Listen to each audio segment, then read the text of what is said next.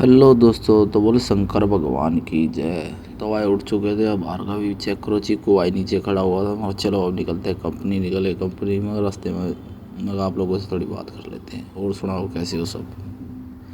तो पहुँचे कंपनी, अपना हुआ फिर लंच का टाइम। मगर यार चलते हैं घर पे। ये भाई ये देख लो, यहीं पे बैठ के खाना खाते हैं हमारे कंपनी के बंदे। हमने भी खाए राजमा चावल।